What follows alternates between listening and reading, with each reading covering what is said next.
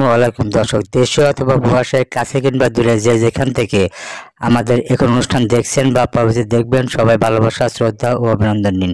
সঙ্গে আছি উপস্থাপনা রেজাউল করিম, পরিচালনা রাসেল সরকার, বীর সমাধান রাজীব সরকার, তত্ত্বাবধানে আছেন আব্দুল মুমিন ও মাসুদুজ্জামান। ছত্তিশগড় রাজ্য গঠন 1920 এর দশকে বর্তমান ছত্তিশগড়ের প্রথম পৃথক রাষ্ট্রের দাবি উত্থাপিত হয়েছিল। এই ধরনের দাবি নিয়মিত বিরোধিতে চলছিল, যদিও কখনোই একটি সুসংহত আন্দোলনের পরিণত হয়নি। পরবর্তীতে বেশ কয়েকটি সর্বদলীয় প্ল্যাটফর্ম, সাধারণ পিটিশন, জনসভা, আলোচনা সভা, সমাবেশ ও ধর্মঘটের মধ্যেই আন্দোলনের সীমাবদ্ধ রেখেছিল। রায়পুর কংগ্রেস ইউনিট 1924 সনে পৃথক ছত্তিশগড়ের দাবি উত্থাপন করে এবং ত্রিপুরীতে কংগ্রেসের বার্ষিক অধিবেশনও এটি নিয়ে আলোচনা হয়। ছত্তিশগড়ের জন্য আঞ্চলিক কংগ্রেস গঠন বিষয়েও আলোচনা হয়েছিল। ভারতের স্বাধীনতার পর 1954 সালে যখন ভারত পুনর্গঠন কমিশন গঠন করা হয়, তখনও পৃথক ছত্তিশগড়ের দাবি উঠেছিল, কিন্তু তা গৃহীত হয়নি। 1955 সনে তৎকালীন মধ্য ভারত রাজ্যের নাগরপুর বিধানসভার পৃথক রাজ্যের দাবি উত্থাপিত হয়েছিল। পরবর্তীতে 1990 দশকে নতুন রাজ্যের দাবিতে তৎপরতা বৃদ্ধি পায়। ফলশ্রুতিতে ছত্তিশগড় রাজ্যের নির্মাণ মঞ্চ নামে রাজ্যব্যাপী রাজনৈতিক ফোরাম গঠন করা হয়। চান্দুলাল চন্দ্রকর এই ফোরামের নেতৃত্ব দিয়েছেন। ফোরামের ব্যানারে বেশ কয়েকটি সফল অঞ্চল ধর্মঘট ও সমাবেশ অনুষ্ঠিত হয়েছিল, যার সবকটি ভারতীয় জাতীয় কংগ্রেস এবং ভারতীয় জনতা পার্টি সহ প্রধান রাজনৈতিক দলগুলি দ্বারা সমর্থিত ছিল। অটল বিহারী বাজপেয়ীর নেতৃত্বে নতুন জাতীয় গণতান্ত্রিক জোট সরকার ক্ষমতায় আসার পর নির্বাচনী প্রতিশ্রুতি পূরণের জন্য মধ্যপ্রদেশ বিধানসভায় অনুমোদনের জন্য সুনির্দিষ্ট পৃথক ছত্তিশগড় বিল প্রেরণ করে। মধ্যপ্রদেশের বিধানসভায় এটি সর্বসম্মতি ক্রমে অনুমোদিত হওয়ার পর বিলটি লোকসভায় উপস্থিত হয়।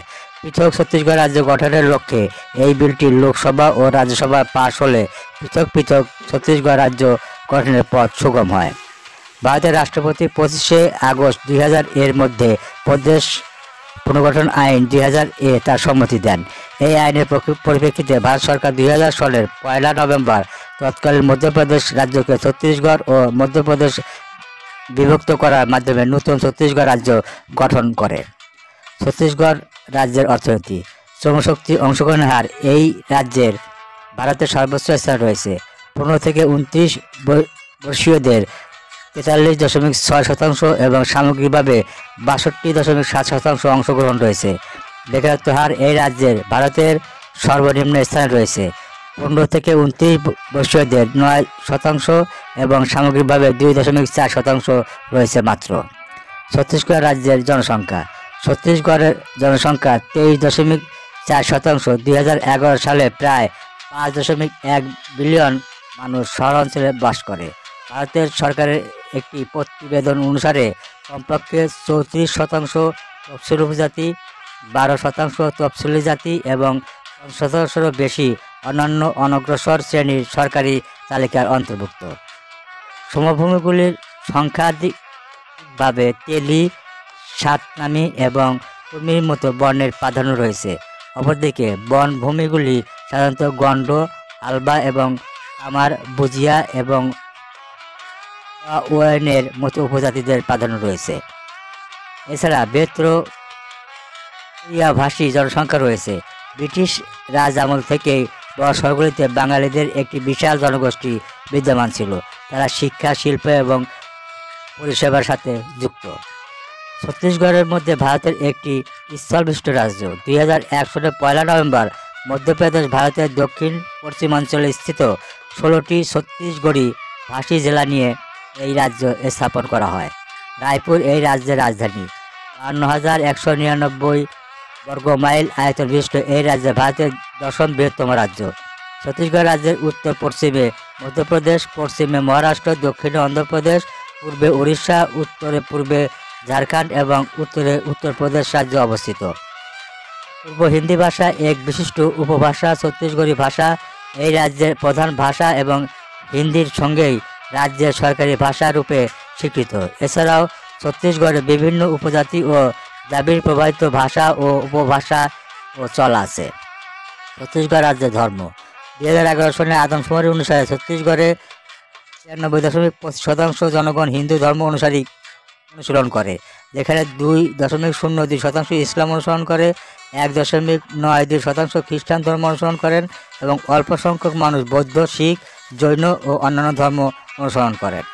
ছত্তিশগড় রাজ্যের ভাষা: ছত্তিশগড়ি 62.10%, হিন্দি 10.83%, সরগুজিয়া 6.8%, গন্ডি 4.19%, ওড়িয়া 3.58%, হালবি 2.77%, সাদ্রি নাগপুরি 2.53%, কুরুখ 2.02%, বাংলা 0.95%, তেলুগু 0.60%, মারাঠি 0.56%, অন্যান্য 3.07%।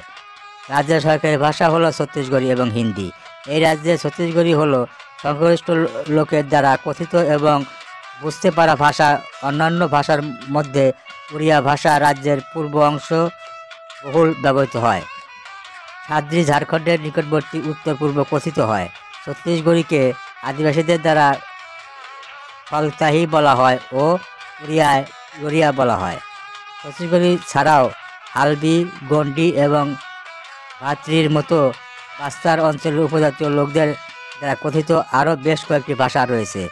তেলেঙ্গানা এবং মহারাষ্ট্রের সীমান্তে যথাক্রমে তেলুগু এবং মারাঠি ভাষাগুলি ছোট সম্প্রদায় রয়েছে। ছত্তিশগড় রাজ্যের যোগাযোগ ব্যবস্থা: বেসরকারি বাস, অটোরিক্সা এবং ট্যাক্সি রায়পুরে পরিবহনের প্রধান মাধ্যম। যাই হোক, শ্রমিক শ্রেণীর লোকদের গাড়ি, মোপেড এবং মোটরসাইকেল সহ তাদের নিজস্ব যানবাহন রয়েছে, যা রায়পুর, ভিলাই এবং দুর্গের মতো শিল্প শহরগুলিতে তাদের অফিস এবং কলকারখানা যাতায়াত করতে পারে। সড়কপথ: 7 জুলাই ভোটাভুটি ছত্তিশগড় সফরে আসেন প্রধানমন্ত্রী মোদী। 2018 সনের বিধানসভা নির্বাচনের পর এই প্রথম ছত্তিশগড়ের রায়পুরে পা রাখেন তিনি। 6 লেনের ইনফিল্ড রায়পুর বিশাখাপত্তনম করিডোরের জন্য তিনি ছত্তিশগড়ের 3টি ভারতীয় মহাসড়ক প্রকল্পের ভিত্তিপ্রস্তর স্থাপন করেন। এর মধ্যে অন্যতম 2.8 কিলোমিটার দৈর্ঘ্যের এক 6 লেনের ক্যানেলটি উদস্তি অভয়ারণ্য এলাকা হওয়ায় সেখানে বহু বন্যপ্রাণী চলাচল করে। রাস্তা পারাপারের তাদের যাতে কোনো সমস্যা না হয় তার জন্য যেখানে 27টি পশু চলাচলের পথ রাখা হয়েছে। বানররা যাতে অবাধে যাতায়াত করতে পারে তার জন্য 17টি গাছগাছালিতে ছাওয়া জায়গা থাকছে। এই গাছগুলির ডাল বেয়ে সহজে তারা রাস্তা পারাপার করতে পারবে। রেলপথ: ছত্তিশগড় এক্সপ্রেস হলো একটি সুপরিচিত পুরনো ভারতীয় ট্রেন যেটি বিলাসপুর এর সাথে অমৃতসর এবং সংযোগ স্থাপন করে। ট্রেনটির নাম ছত্তিশগড় এক্সপ্রেস কারণ এটি ছত্তিশগড় রাজ্যের প্রতিনিধিত্ব করে। আকাশপথ: জগদলপুর বিমানবন্দরে একটি আঞ্চলিক বিমানবন্দরে যা ভারতের ছত্তিশগড় রাজ্যের জগদলপুরের নিকটে অবস্থিত। ভারতের বিমানবন্দর কর্তৃপক্ষ বিমানবন্দরের উন্নয়নের জন্য জুলাই 2013 সনে প্রাক সমঝোতা সমীক্ষা চালিয়েছেন এবং ভিজুয়াল ফ্লাইট রুলস এর শর্তে বিমান পরিচালনা অনুমোদন দেয়। বিমানবন্দরটি সরকারের উড়ান প্রকল্পের আওতায় প্রতিষ্ঠিত করা হয়েছিল এবং জুলাই 2017 সনে এই বিমানবন্দরে টার্মিনাল ভবন বিমানের ভিত্তিপ্রস্তর স্থাপন করা হয়। 2019 সনে এয়ারফিল্ডটি ইসি বিভাগে উন্নীত করা হয়েছিল। ATR 72 ধরনের বিমানের পরিচালনার অনুমতি দেয়। 2020 সনে 21শে সেপ্টেম্বর অ্যালায়েন্স এয়ার ATR 72 বিমান ব্যবহার করে হায়দ্রাবাদ এবং রায়পুরে ফ্লাইট শুরু করে। বর্তমানে জগদলপুর বিমানবন্দরের নাম পরিবর্তন করা হয়েছে। নতুন নাম রাখা হয়েছে দান্তেশ্বরী বিমানবন্দর, জগদলপুর। জলপথ: যে কোনো দেশের জন্য এবং তার অর্থনৈতিক প্রবৃদ্ধির জন্য দক্ষ পরিবহন অত্যন্ত গুরুত্বপূর্ণ। ভারতের 1500 কিলোমিটার নৌ চলাচলযোগ্য নৌপথ পরিবহনের একটি। ছত্তিশগড়ের প্রধান খনিজ কি? হীরা, কয়লা, লৌহ, আকরিক, চুনাপাথর, ডলোমাইট, বক্সাইট এবং টিন। আকরিক ছত্তিশগড়ের গুরুত্বপূর্ণ প্রাকৃতিক সম্পদ। শুধুমাত্র ছত্তিশগড়ের ভারতের একটি রাজ্যে যেটি টিনের আকরিক উৎপাদন করে। রাজ্যের পারমাণবিক খনিজ এবং মূল্যবান ধাতু স্বর্ণ রয়েছে। উত্তরে সমতল ধানের খামারে বিস্তৃতি। ছত্তিশগড়ের ভূমিরূপ। ছত্তিশগড়ের বেশিরভাগ স্থানই আগ্নেয় শিলা এবং রূপান্তরিত শিলা দিয়ে গঠিত। ছত্তিশগড় অঞ্চলের ভূমিরূপকে দুভাগে ভাগ করা হয়: সমভূমিতে অঞ্চল এবং উচ্চভূমি অঞ্চল। সমভূমি অঞ্চল, এই সমভূমিটি অল্প চাল বিশিষ্ট। চালটি পশ্চিম দিক থেকে পূর্ব দিকে বিস্তৃত। পশ্চিম ভাগের গড় উচ্চতা 320 মিটার এবং পূর্ব ভাগের গড় উচ্চতা 250 মিটার। সমভূমিটির মাঝে মাঝে খাড়া চালাযুক্ত উচ্চভূমি লক্ষ্য করা হয়। মহানদী এবং তার উপনদীগুলি দ্বারা ছত্তিশগড়ের সমভূমি অঞ্চলে স্থানে স্থানে বিচ্ছিন্ন হয়েছে। উচ্চভূমির অঞ্চল। ছত্তিশগড়ের সমভূমি অঞ্চলের উত্তরাংশ এবং দক্ষিণ ও দক্ষিণ পূর্বের অংশটি উচ্চভূমি অঞ্চলের অন্তর্গত। ছত্তিশগড়ের সমভূমি উত্তর দিকে যেসব পাহাড় এবং উচ্চভূমি অবস্থিত তাদের মধ্যে উল্লেখযোগ্য হল ছুরি পাহাড় ও রায়গড় পাহাড় এবং লক্ষ্মী মালভূমি ও পেন্দা মালভূমি। এই অঞ্চলে গড় উচ্চতা 650 মিটার থেকে 900 মিটার। সমভূমি অঞ্চলের চারপাশে যেভাবে পাহাড় আছে সেগুলির মধ্যে দুর্গ ও বিলাসপুর জেলার পশ্চিমে মৈকাল পাহাড় এবং দুর্গ জেলার পশ্চিমে জাল্লি রাজহারা পাহাড় উল্লেখযোগ্য। ছত্তিশগড়ের নদ নদী। ছত্তিশগড়ের মধ্যে দিয়ে যে সব নদীগুলি প্রবাহিত হয়েছে সেগুলি হলো মহানন্দী নদী। মহানদী হলো ছত্তিশগড়ের প্রধান নদী। ছত্তিশগড়ের কৃষি এবং শিল্পের উন্নতির অন্যতম প্রধান নিয়ন্ত্রক হলো এই নদী। মহাখালীর মহানদীর গতিপথের মোট দৈর্ঘ্য 286 কিলোমিটার। ছত্তিশগড় রাজ্যের অন্তর্গত। মহানদীর রাম তীরের প্রধান উপনদী হল শিবনাথ এবং ডান তীরের প্রধান উপনদী হল পেইরি, সুখা এবং জোস্ক। ঋতুভেদে মহানদীর জলপ্রবাহের তারতম্য ব্যাপক মাত্রায় লক্ষ্য করা যায়। শিবনাথ নদী ছত্তিশগড়ের দ্বিতীয় গুরুত্বপূর্ণ নদী। এটি মহানদীর একটি উপনদী। আরাপা, খারুন, সুরি, ম্যানিয়ার এবং লীলাগড় হলো এই শিবনাথের প্রধান উপনদীসমূহ। নদীগুলি রায়পুর এবং দুর্গ জেলার মধ্যে দিয়ে প্রবাহিত হয়। ইন্দ্রাবতী নদী। ইন্দ্রাবতী নদী ছত্তিশগড়ের বস্তার, দান্তেওয়াড়া, বিজাপুর জেলার মধ্য দিয়ে প্রবাহিত হয়ে গোদাবরী নদীতে মিলিত হয়। হাসলো নদী কোরবা এবং চম্পা জেলার মধ্যে দিয়ে এই নদীটি প্রবাহিত হয়। রায়পুর জেলার এই নদীটি মহানদীর সাথে মিলিত হয়েছে। মান্দ নদী রায়গড়, জাসপুর এবং সুরগুজা জেলার মধ্য দিয়ে প্রবাহিত হয়ে মহানদীতে মিলিত হয়েছে। বিহানন্দ নদী সুরগুজা জেলার মধ্য দিয়ে প্রবাহিত এই সোন নদীটিতে এসে মিলিত হয়েছে। পেরি নদী এই মহানদীর একটি উপনদী। নদীটি রায়পুর জেলার জিম এর কাছে মহানদীর সাথে মিলিত হয়েছে। শঙ্খ নদী নদীটি ঝাড়খণ্ডের মধ্যে দিয়ে প্রবাহিত হয়ে ছত্তিশগড়ে প্রবেশ করেছে। নদীটি ছত্তিশগড়ের মধ্যে দিয়ে প্রায় 50 কিলোমিটার প্রবাহিত হয়ে কোয়েল নদীর সাথে মিলিত হয়েছে। ছত্তিশগড় রাজ্যের বিধানসভার পরিষদ। ভারতের ছত্তিশগড় রাজ্যের এক কক্ষ বিশিষ্ট আইন পরিষদ। বিধানসভা পরিষদ ছত্তিশগড় রাজ্যের রাজধানী রায়পুর অবস্থিত। এই বিধানসভায় মোট 90টি আসন রয়েছে এবং প্রত্যেকটি বিধায়ক সরাসরি একক আসনে প্রত্যক্ষ ভোটের মাধ্যমে নির্বাচিত হন। কোনো কারণে বিধানসভা ভেঙে না গেলে এর মেয়াদ 5 বছর। ছত্তিশগড় রাজ্যটি গঠনের ইতিহাস। ছত্তিশগড় রাজ্যটি 2000 সনে মধ্যপ্রদেশ পুনর্গঠন আইনের মাধ্যমে সৃষ্টি হয়। আইনটি একই বছর 25শে আগস্ট ভারতের রাষ্ট্রপতি অনুমোদন করেছিলেন। 2000 সনের 1 নভেম্বর নতুন রাজ্য গঠনের মাধ্যমে একই সাথে ছত্তিশগড় বিধানসভা প্রতিষ্ঠিত হয়। ছত্তিশগড়ের বিধানসভার প্রথম অধিবেশন রায়পুরের রাজকুমার কলেজের যশোপুর হলে অনুষ্ঠিত হয়। পরে রায়পুর বলদা বাজার রোডের নগরে নবনির্মিত ছত্তিশগড় বিধানসভা ভবনে বিধানসভা স্থানান্তরিত করা হয়। ছত্তিশগড় রাজ্যের অধিবেশন। ছত্তিশগড় বিধানসভার 3টি সেশনে বাজেট, বর্ষা ও শীতকালীন অধিবেশন বসে। সভাস্থল বিধানসভা চেম্বার, বিধানসভা ভবন, রায়পুর, ছত্তিশগড়, ভারত। ছত্তিশগড় রাজ্যের মুখ্যমন্ত্রী ধরন। ছত্তিশগড় রাজ্যের মুখ্যমন্ত্রী হলেন ছত্তিশগড় রাজ্যের প্রধান নির্বাহী। কার্যনির্বাহী কর্তৃক মুখ্যমন্ত্রীর উপর নির্ভর করে। ছত্তিশগড় বিধানসভা নির্বাচনের পর রাজ্যের গভর্নর সাধারণত সংশ্লিষ্ট আসনে দলকে মুখ্যমন্ত্রী গঠনের জন্য আমন্ত্রণ জানান, যার মন্ত্রী পরিষদ সম্মিলিতভাবে বিধানসভার কাছে দায়বদ্ধ। বিধানসভায় তার আস্থা আছে বলে মুখ্যমন্ত্রীর মেয়াদ 5 বছর।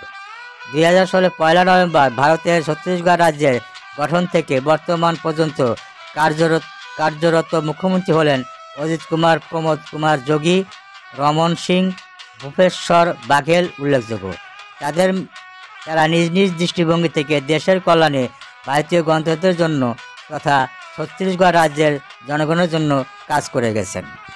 এর মধ্যে অজিত প্রমোদ কুমার যোগী ছত্তিশগড় রাজ্যের সাবেক প্রথম মুখ্যমন্ত্রী হিসাবে অন্যতম।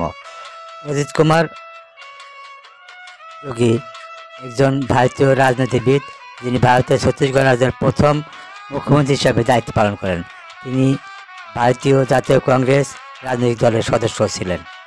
কাজের মেয়াদ: অজিত প্রমোদ কুমার যোগী ছত্তিশগড় প্রদেশের প্রথম মুখ্যমন্ত্রী হিসাবে 23 জুন 2016 সনে শপথ নেন এবং 29 মে 2020 সন পর্যন্ত দায়িত্ব পালন করেন।